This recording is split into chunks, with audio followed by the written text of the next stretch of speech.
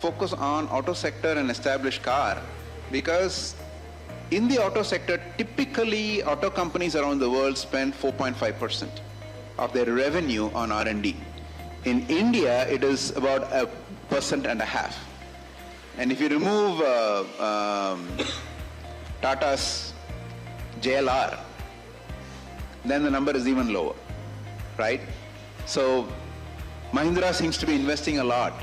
But if you look at the percentage, it's still small, which means the upside is still very big, right? So I work very closely with many of these people, and I keep telling them that we need to find a way to take more risk, allocate a certain amount of their revenue towards more risk in R&D. If you don't take risk, you'll continue to be where you are. But if you take risk, you have an opportunity to break ahead and become the leader in the world. Today, the topmost companies in the world are in US, a few in Europe, not many anymore, and much more starting to be in China. The leaders are. You can only get there through innovation. You cannot get there by buying technology from Europe, which is second-hand after Volkswagen has already used it for a year and a half. So we need to develop them. There are a lot of very good research institutions in India, but they stop at what we call as TRL 3. Technology readiness level is measured from 1 to 10. 10 is when it is very well understood and it is used in products daily. 8 is when industries will start putting them in new products. 3 is when there is a concept that has been proven, papers have been written, but you need to take it from 3 to 8. So that is what institutes like Fraunhofer's do in Germany, and there are similar institutes in South Korea, in Taiwan, and other countries. So we decided that we need to create something, and so IIT gave a little bit of help, no cost space, so we can start, and now we are starting to thrive. We have a 200 crore target of investment that we are doing the next 2 years in creating this. So that's what we will do. It's a great insight. I also wasn't aware of the levels, in R&D that you mentioned about. And I think at the third level, usually, as you said, the R&D organizations, they stop. And what is the reason that beyond this, is it that the funds get drained? Is it that the, let's say if any investor has been investing, they stop investing? Do they not see the future outcome? What is the reason that they stop at this level and other countries are able to go beyond? No, I think institutions across the world generally stop at 3, maybe they'll go to 4. 3 is, like I said, at the lab level, the concept is proven, maybe you do a prototype. 4 is when you can do it at a slightly larger scale.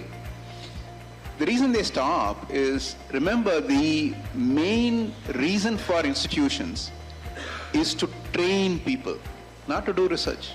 Research is a byproduct. To train people, you have to do research. So that's why they do papers and publications. Their nature is to train people. They train PhDs, they train postdocs, they train master students, they train undergrads. So in that, you do projects and things like that, so you train by doing, right? That's how research happens.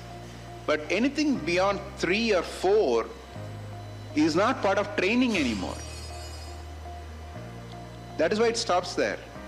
This is true even in MIT, right?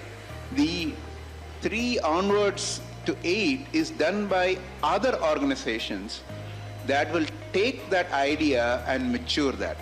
In India, the startup culture has helped.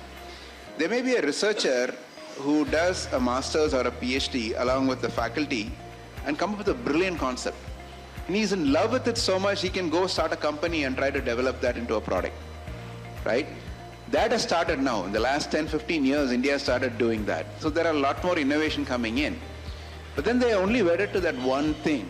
If you want to really have a very broad-based technology development, you need these middle institutions.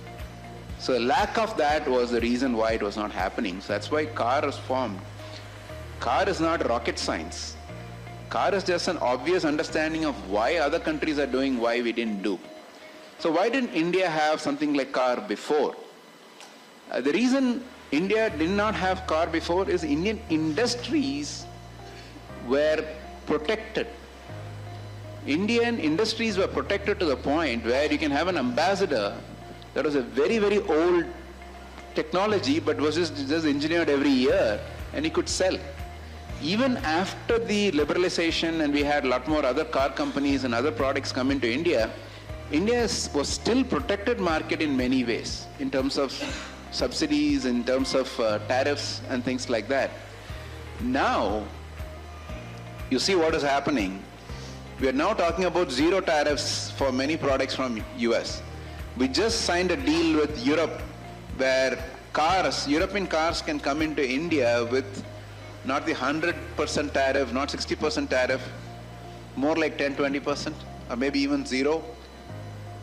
Now many Indian industries are kicking and screaming, but they are accepting that we have to innovate. That is one. Second, Indian consumers are also very aware. Indian consumers are willing to pay a very good premium, at least as a cream of consumers, for technology that is the latest. They're not willing to wait 2 years. They're not willing to say, oh, let the Japanese drive a better car, Chinese drive a better car, and we will wait and get it in 2 years later. They're not willing to do that anymore. Third, our own youth, working youth, want to work on the latest and greatest. So all these three are coming together, and I think CAAR is going to get the benefit of all this. That was beautifully explained. As you rightly said, I think the bracket of high pocket size people is increasing and they are demanding for good quality products. And it can only come through innovation, investing in R&D, etc. So, as you mentioned, CAAR is, let's say, targeting on raising 200 crores funds. How are these funds planned to be allocated? Is it only on building infra for R&D or skilling people or investing on software, or, how are you planning to, go ahead with these funds? Typically, companies are willing to pay for projects, so we don't need to raise funds for that. Companies are willing to pay for training. Training is something that companies are very, very ready. In India, it is very refreshing to see companies sending their people in hundreds for upskilling and training, and they're sponsoring it. So that is not what we need. The gap that we are seeing, when there is an innovation, to take that innovation into a product, you need to develop it. You need to prototype it, you need to test it in multiple ways, develop it, and then take it for testing. In India, most of the labs that we have for certification, you go to certification after you tool up. After you complete the tooling and you go to certification. And there are a few certification agencies in India like ARAI and GARC and others on the automotive sector. They're all very, very busy because so many products are coming out and there's a queue. Many times you have to wait for 6 months to get something tested. So we need more of them, and the government is recognizing and they're putting some money into it. But they're only available for testing after you've completed the development. And when you go there, you find problems, and they're very expensive because they're already tooled. And then you go to the labs that are available within universities, they are more for research. Many times you will find a lab that is tied up with one PhD scholar's research test setup. He doesn't want you to dismantle it. Right? He wants it to be tied up for the 6 months or 3 years that he's going to do the research. So they're tied up there. So now for an innovator, for them to prototype, test for developmental purposes, including software analysis and everything, there's nothing available today in the country. So there are a few companies, few organizations that are coming up and starting up. There are some private companies also coming up. But they need something that not only can do testing, but also guide them.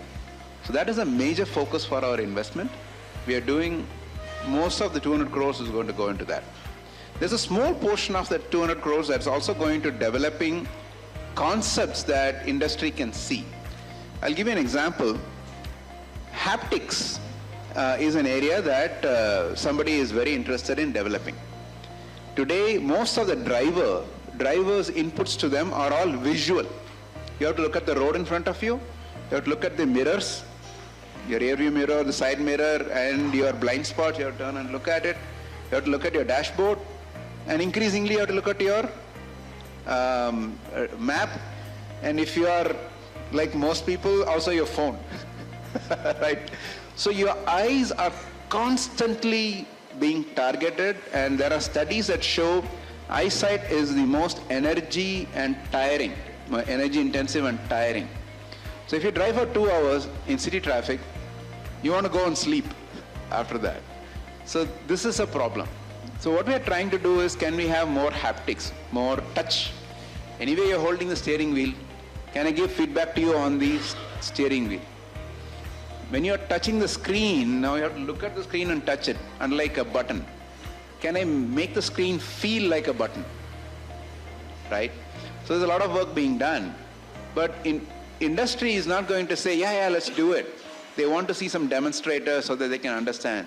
So we're going to set aside a good amount of the money to develop some good technology demonstrator at TRL 5, TRL 6 level, so they can look at it and say, yeah, let's invest in it.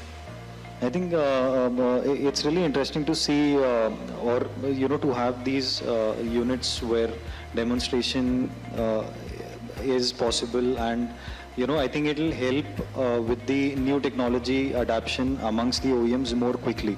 Because I think at the moment it's more about let him try first.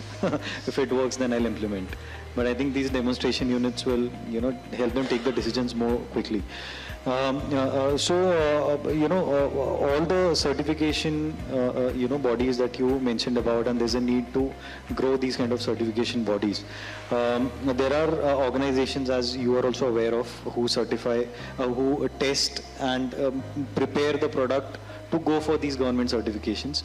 As per from your perspective, as per your experience, how are these bodies doing at the moment? Are they actually reliable enough to partner with and get your product tested with them, and then go for expensive certification with the big bodies like ARA, ICAT, because it's quite expensive to get it testified and certified from them. So there are a lot of these organizations who do it before it. So are these reliable sources, and do they have the kind of skill set, the technology, the knowledge to certify these components, products? See, there are two things that are leading to these organizations. One, there's a strong demand. People are literally crying for help.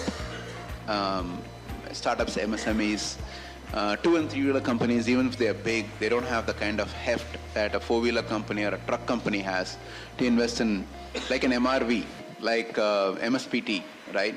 How many companies can do? Even a Bajaj can't do that, right, today.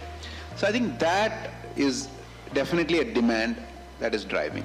So it encourages people to come and set it up. But some of them have experts who have worked in the industry, they have specific expertise, so they're able to offer the testing, so they're reliable. But the challenge that you're having is you need to have an organization that can attract very good talent like this and retain them, and a common organization that is a not-for-profit that will be able to continuously reinvest. See, you're talking about a technology that is rapidly evolving. If somebody has an expertise and he comes in 5 years his expertise is no longer relevant. So you need to continuously upgrade yourself, which means you cannot be profit-driven, you have to be more purpose-driven. So that is why a center that is a not-for-profit has a better luck. And you look at IDIADA that came out of Spain, right? AVL that evolved from what was originally something like that. That is the model that we are looking at. And what do you think of this hub and spoke model which usually recycling companies use? Is there a possibility wherein like the final certification body like ARA, ICAT, have sub-divisions and to first filter down the regional players and then it reaches out to them. It saves a lot of time, money for everyone. So is it a doable model, and is it something that the government or these bodies are thinking on, and they can probably hire organizations like CAAR to get pre-certification done for these vehicles or components in Tamil Nadu, for example, and then once they are pre-certified by CAAR, then they don't have to waste a lot of time in certifying the filtered components and vehicles. So what do you think? You can't do that because ultimately the certification responsibilities with, for example, ARAI. ARAI is doing a fantastic job actually. Among these organizations, ARAI is really starting to support developmental support also. So if you happen to be around Pune, that's an advantage, right? Definitely. But the challenge is they can't just depend on somebody else's work, because ultimately ARA is responsible for the certification. So they can't just say, okay, you have tested it there, it's okay. They'll have to completely do the test. So that's one hurdle. The second hurdle for people like ARA is they have to constantly be developing test requirements and standards and things so that the quality of vehicles on the road keep improving. The initial battery specs were loose, and then the government of India tightened it. ARA was involved in developing test methods for that, and we need to further tighten it. So they're just busy keeping up with that. Remember, ARA is also responsible to collect a few samples from the field and test it periodically. I know cases where companies will present a vehicle that is not exactly the same vehicle as that will be produced. And these risks exist. Yeah, that's a valid point. I think the testing at the production level, at the unit level, it has to be the OEM's intent rather than just doing it for certification. So how do you see, let's say, like what are the roadblocks at the moment you see in Tamil Nadu which is restricting it from becoming the hub for electric mobility, not just in India but eventually also, let's say, export whatever is made in Tamil Nadu, because manufacturing expertise it already has, right? And infra is where, the charging infra is where it's lacking. I'm pretty sure it's going to come on path. But, building Tamil Nadu as a hub to export all the components from the state, interstate and outside the country. So do you think it is going in that direction, and how much time do you think will it take to be visited? See, what attracts companies to Tamil Nadu, there are many factors that attract companies to Tamil Nadu. One is the government is very much inclined to make sure that they are supporting and things happen fast. Speed is one thing that they do very well. And also the policies ensuring that there is not much of a labor revolt or some other revolt that's coming in and affecting. The whole Sterlite incident has prevented a lot of processing companies from coming into Tamil Nadu. So they're very cognizant of that. In the EV sector, Tamil Nadu has done very well in bringing JLR in, and in the auto sector, reviving Ford factory, bringing Winfast in southern Tamil Nadu. So Tamil Nadu does a very good job of attracting investments. It has extremely good talent pool compared to many other states. Of course, there are other states which are good, but generally, it's among the leaders, and a very stable environment. But they're also recognizing that by itself that is not enough. There are cases where despite that some companies have failed. Ford failed here because it could not capture the imagination of the market in India. So that whole big factory and the supply base and everything that was set up around it had to be shut down, right? Nokia failed for the same reason, and Nokia was a big hit, right? So now the government is recognizing that innovation is also very important. Supporting the innovation infrastructure is also important, because then not only industries come, but they thrive and then they grow.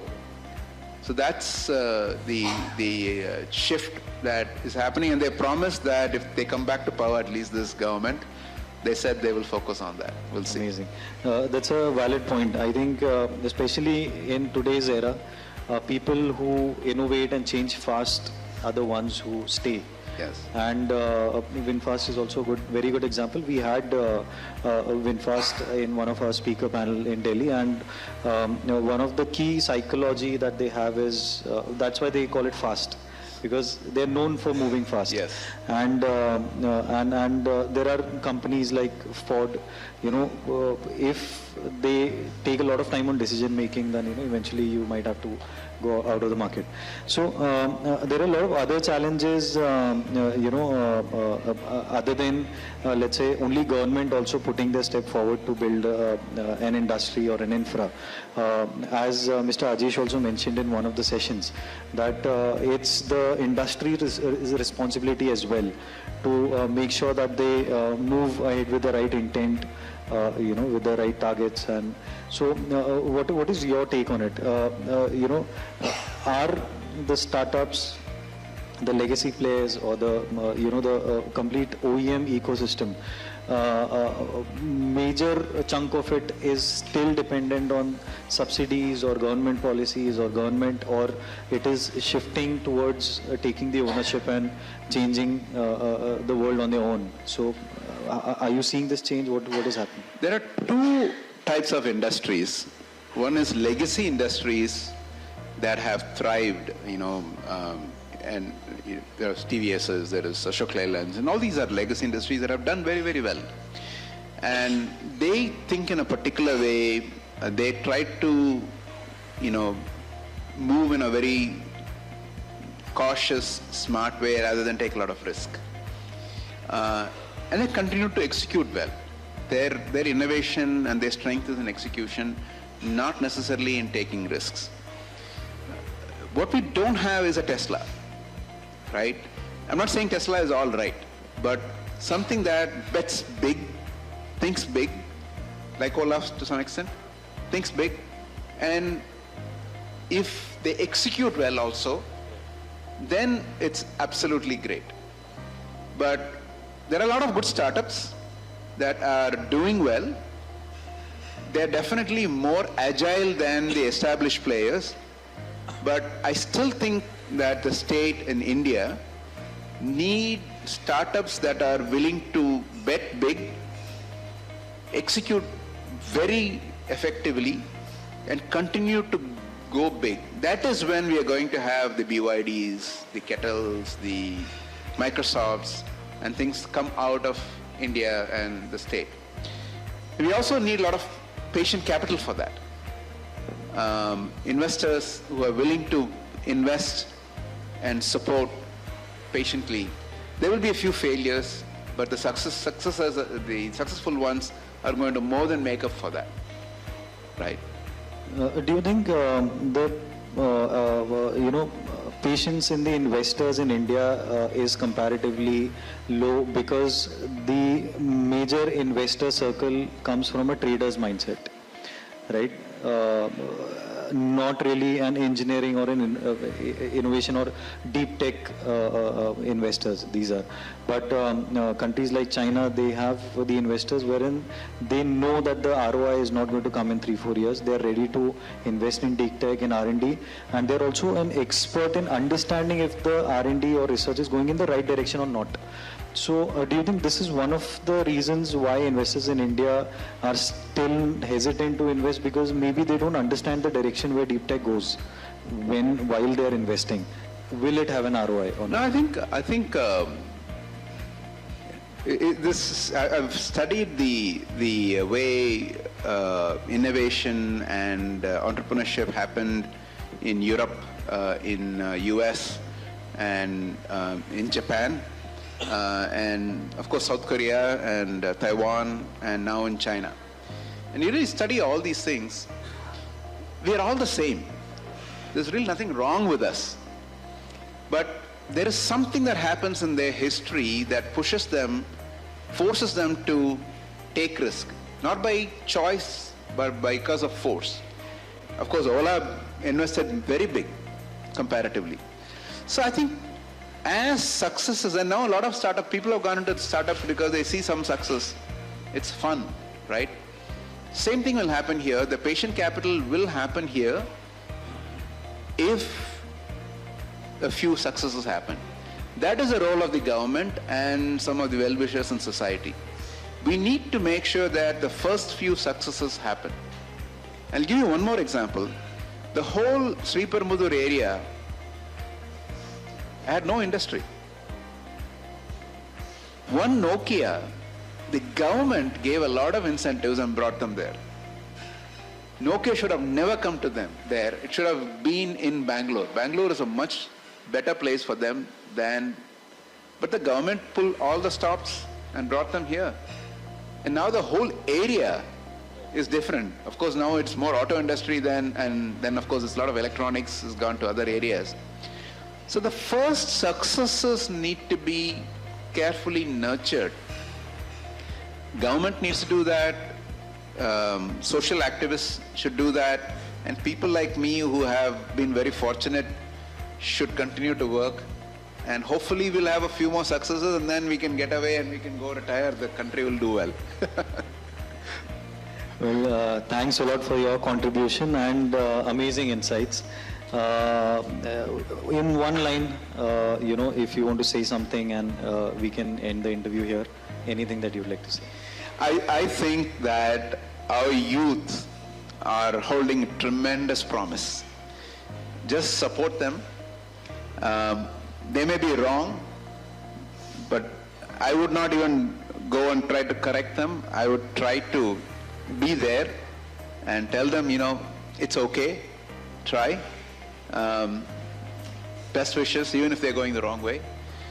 You hope that they will go the wrong way fast, fail fast, fall fast, and then get up and succeed. Learn from it. So let's bet on our youth, and they are our biggest asset, and I'm very, very hopeful of that. Amazing. Thanks a lot. Please give a huge round of applause.